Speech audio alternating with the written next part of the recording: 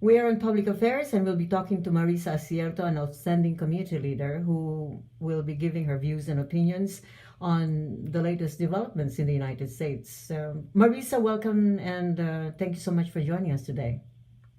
Welcome, Allie. How are you doing today? Very well, thank you. Well, I've been wanting to talk to you, and of course, and so with the other journalists and people who are always keeping abreast with the times. I know that you watched the testimony of Robert Mueller yesterday. What is your insight, and what do you think about it? From where my standpoint is, and what I has shared with my friends as well. Basically, I see it as actually very ambiguous on his answers. So it's like lawyer talk. So more because he is a lawyer by profession. So that basically shares a little bit about what his answer would be. So it's not really direct, meaning that he has a lot of loopholes that he doesn't want to answer. So it's again, to me, it's ambiguous. So you think it was a bad move on the part of the Democrats to have called him to testify? Yeah, I think it was a bad move because basically it's basically what he already had mentioned before, but he's just repeating it again, and there's nothing that you can really get out of him because again his profession is basically knowing that what kind of answer to give because of the fact that he's a lawyer and he just wants to just give information that's based on the detail that he is directing it towards, and so you can't get really anything out of him. So there's nothing that you could, yeah, he's speaking, but it's more ambiguous. Yes, so moving forward, what does this mean for the Democratic Party and the Republican Party? Well, I mean, if they're looking for ways and means to try to put fault into Trump or his administrative staff that he has employed or whatever on that end, good and bad. But then again, there are things that also the Democrats have done too that have not been mentioned as well. So and of course people already know about that, I hope, and of course they have to weigh the good, bad, and the evil on that end. So if they do that, I mean, it would be back to square one. They'd be both back even. Mm-hmm. There is not really a right or wrong. I mean, basically, it's like it's an even. They're both on even sides. Yes. Will this be an important issue for the 2020 presidential elections? Well, I mean, that all depends. I mean, during the time when Trump was under his campaign and so forth, I mean, everybody was caught unaware that he was probably going to be the one. Even the GOPs that were like the echelon of supposedly the one that's supposed to be probably the prime person to actually be the front runner. They had expected themselves to be there, but Trump is a neophyte in the political arena. So I think that if anything, he's really he's very skillful in what he does as a businessman. So in that end, I think that it's going to be a different type of strategy that each one is going to have to actually try to see who's going to be the better one on that end.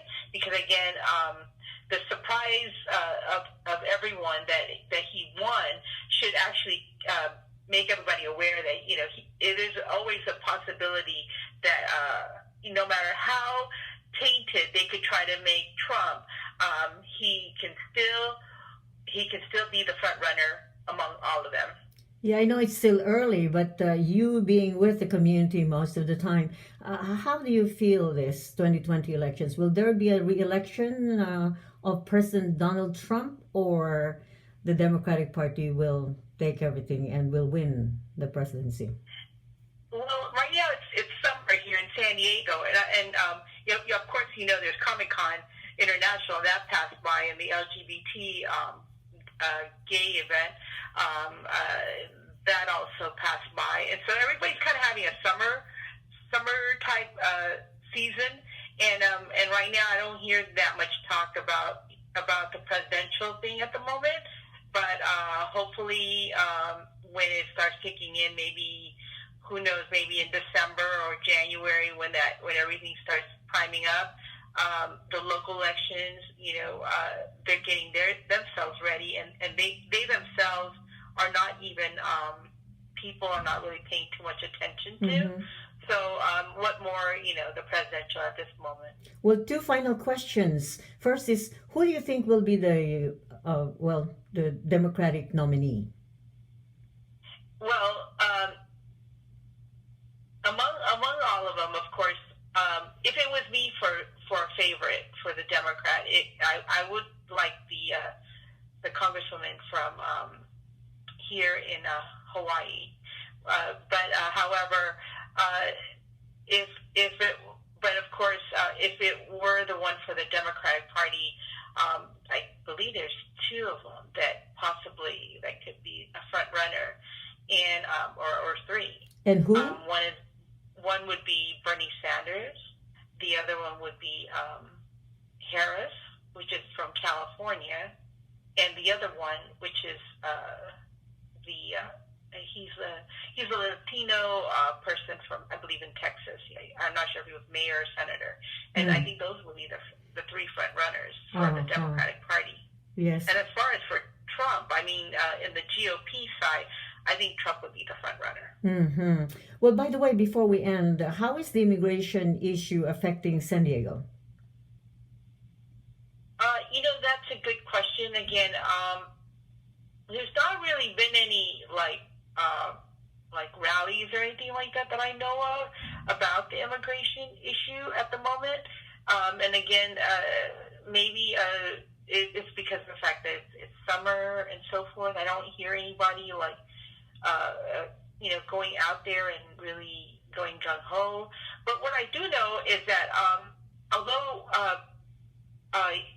people keep talking about languages and so forth, I've been seeing a lot of students from all over internationally that are coming here to America now.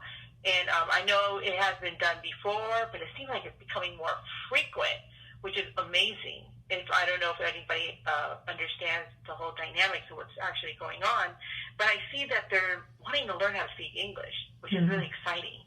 And I think that that's really great. And it seems like a main focus in all countries, and they really want to emphasize English.